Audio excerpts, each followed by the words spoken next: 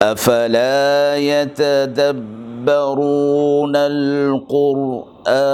ام على قلوب اقفالها، تو کیا یہ لوگ قرآن میں غور نہیں کرتے یا دلوں پر قفل لگ رہے ہیں؟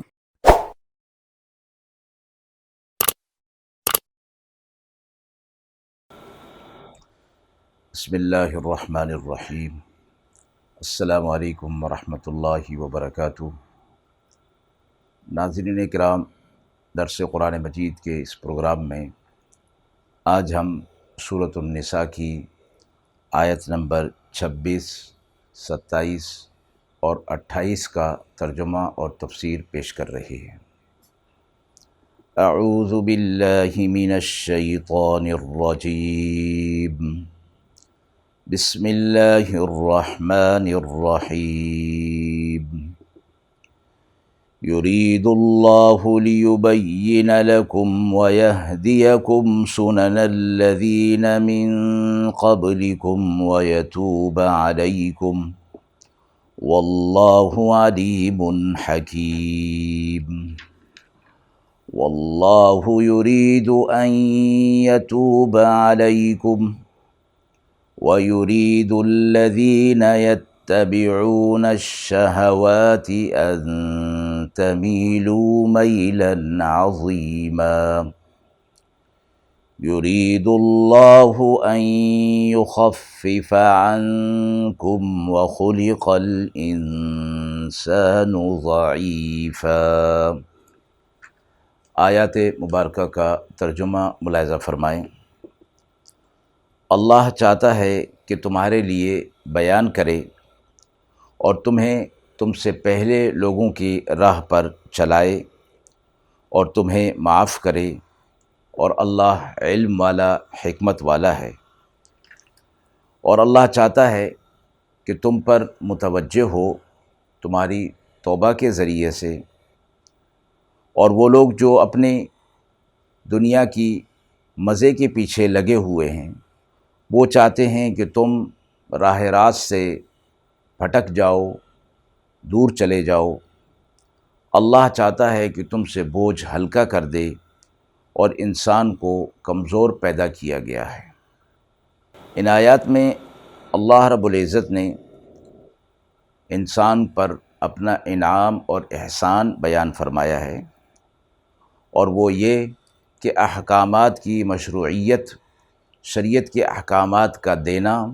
دراصل انسان کے فائدے کے لیے ہے، اور یہ فائدہ نہ صرف اس کی دنیا کے لیے ہے بلکہ آخرت کے لیے بھی ہے۔ اور ان احکامات میں بہت ساری رعایتیں اور مصلحتیں رکھی گئی ہیں، اگرچہ انسان کو یہ رعایتیں اور مصلحتیں سمجھ میں نہ آئیں تب بھی فرمایا کہ ان پر عمل کرنا ہے۔ اس کے ساتھ اعمال پر ترغیب بھی دی گئی کہ اگر اعمال پر عمل کیا گیا، اور وہ لوگ کہ جو تمہیں اعمال پر عمل کرنے سے اور راہ راست سے بھٹکانا چاہتے ہیں ان سے بھی تم خبردار اور ہوشیار رہو، وہ تمہارے نظریات کو بدلنا چاہتے ہیں، اس لیے ان سے ہوشیار رہنے کی ضرورت ہے۔ آیت نمبر 26 میں یہ فرمایا گیا کہ اللہ چاہتا ہے تمہارے لیے احکامات کو کھول کر بیان کر دے۔ پچھلی آیات میں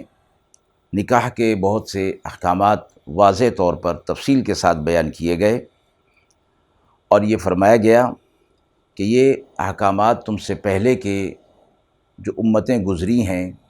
اور جو اہل علم تھے اور نیک اور صالحین لوگ تھے ان لوگوں کے لیے بھی یہ احکامات تھے، انہوں نے بھی شریعت کے احکامات کو پورا کیا ہے، اور اس سے تم یہ نہ سمجھو کہ یہ حلال اور حرام کے احکامات اور اس کی تفصیلات صرف تمہارے لیے ہیں، تم سے پہلے لوگ بھی اس پر عمل کرتے رہے ہیں، اور اس پہلے لوگوں سے مراد صالحین ہیں، کیونکہ یہ آیت مبارکہ کے اندر یہ فرمایا گیا ہے کہ وَيَهْدِيَكُمْ سُنَنَ الَّذِينَ مِن قَبْلِكُمْ۔ اللہ چاہتا ہے کہ تم سے پہلے جو لوگ گزرے ہیں ان کے راستے پر تمہیں چلائے، یعنی وہ لوگ کہ جو صالحین تھے، اور اسی بات کی دعا ہم سورۃ الفاتحہ کے اندر کرتے ہیں کہ صراط الذین انعمت علیہم، ہمیں ان لوگوں کے راستے پر اے اللہ چلائیے کہ جن پر آپ کا انعام ہوا، اور وہ صالحین، انبیاء علیہ الصلوۃ والسلام، صدیقین اور شہداء ہیں جن پر اللہ کا انعام ہوا ہے۔ اور وہ لوگ احکام شریعت پر عمل کر کے اللہ کے مقرب بن گئے اور اللہ کا قرب اور تقرب انہیں حاصل ہو گیا، تو اس لیے اللہ نے فرمایا کہ تمہارے لیے بھی اسی قسم کے احکامات بیان کیے جا رہے ہیں۔ وہ اللہ کے انعام یافتہ بندے تھے، تمہیں بھی انہی کے راستے پر چلایا جا رہا ہے۔ اور اللہ علم والا ہے، حکمت والا ہے، ان کو کس قسم کے احکامات دیے گئے اور کچھ تبدیلی کے ساتھ تمہیں احکامات دیے گئے، تو یہ اللہ کے علم اور حکمت پر مبنی ہے کہ اللہ جو بھی حکم دیتا ہے وہ حکمت سے خالی نہیں ہوتا۔ اور یہ بھی عرض کیا گیا کہ پچھلی شریعتوں میں کچھ چیزیں موجود تھیں جو اس شریعت میں ان کو منسوخ کر دیا گیا، یا پچھلی شریعتوں میں کچھ چیزیں تھیں ان میں کچھ تبدیلی کر دی گئی، اور اس شریعت میں اس حکم کو کچھ نئے انداز میں پیش کر دیا گیا وغیرہ، جیسے یہ بات کے اندر یہ فرمائی گئی کہ اللہ علم والا، حکمت والا ہے، اپنے علم کے مطابق احکامات دیتا ہے۔ پچھلی شریعتوں کے احکامات اور اس شریعت کے احکامات میں جو فرق ہے وہ اللہ کے علم اور حکمت پر مبنی ہے۔ اسی طرح فرمایا جب تم ان احکامات کو پورا کرو گے اور اللہ کی فرما برداری اور اللہ کا قرب حاصل تمہیں ہوگا، تو اس کے ساتھ ساتھ تمہارے درمیان ایسے بھی لوگ ہیں کہ جو اپنی شہوات کو پورا کرتے رہتے ہیں اور دنیا کے مزوں کے پیچھے لگے رہتے ہیں۔ جب تمہیں صراط مستقیم پر، راہ راست پر دیکھیں گے تو وہ تمہارے نظریات کو بدلنے کی کوشش کریں گے، اور وہ چاہیں گے کہ تم بھی انہی جیسے ہو جاؤ۔ اور یہاں مراد یہود و نصارہ ہیں کہ وہ یہ چاہتے ہیں کہ مسلمان انہی کی جیسا طریقہ اختیار کر لیں کہ ہم بھی اہل کتاب ہیں اور یہ بھی اہل کتاب ہیں، تو اس لیے ہمارے طریقے پر یہ آ جائیں۔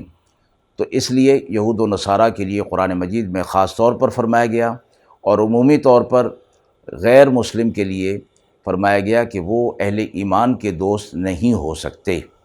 تو ان یہود و نصارہ کو دوست بنانے اور قلبی تعلق رکھنے سے منع فرمایا گیا ہے، اور وجہ اس کی یہی بیان کی گئی کہ نظریات کو بدلنے کی کوشش کریں گے۔ جب اس قسم کے احکامات ان کے سامنے آئیں گے کہ اللہ رب العزت نے محرمات کچھ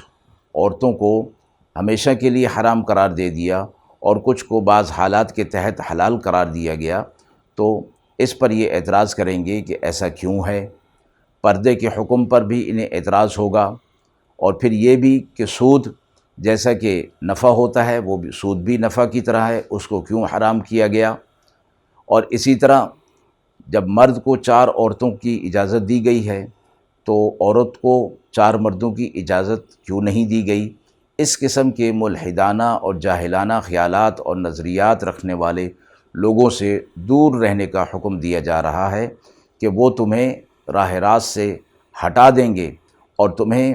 صراط مستقیم پر چلنے نہیں دیں گے اگر تم نے ان کے ساتھ تعلق رکھا اور ان کے نظریات اور ان کے ساتھ مل کر بیٹھے، تو تمہارے نظریات میں بھی فرق آئے گا۔ ان تمیلوا میلا عظیما، وہ چاہتے ہیں کہ تم دور چلے جاؤ، صراط مستقیم سے ہٹ جاؤ، اور فرمایا کہ اس سے بڑھ کر صراط مستقیم سے ہٹنا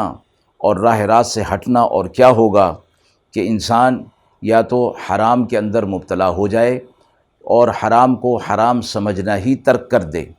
یعنی اس قدر وہ آگے چلا جائے کہ حرام کو حرام ہی نہ سمجھے، یا حرام کا انکار کر دے، یا بے باکانہ حرام کا ارتکاب کرتا رہے،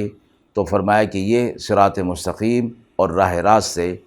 ہٹ گیا۔ اگلی آیت میں فرمایا یرید اللہ ان یخفف عنکم، اللہ چاہتا ہے کہ تم سے احکامات کے معاملے میں تخفیف کر دے، تمہیں سہولت دے دے، تمہیں رعایت دے دے، احکامات میں رعایت، تاکہ تم آسانی کے ساتھ ان احکامات پر عمل کر سکو۔ اور یہ تخفیف کا معاملہ اور احکامات میں رعایت یہ دین کے تمام شعبوں میں فرمایا گیا ہے،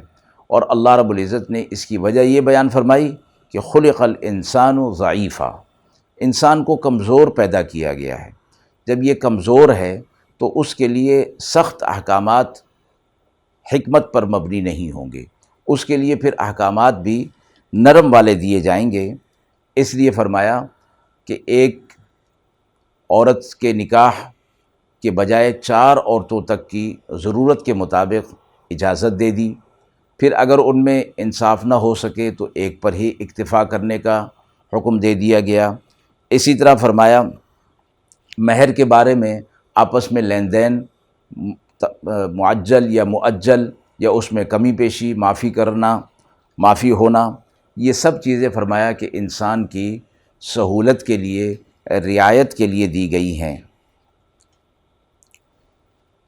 شریعت کے تمام احکامات میں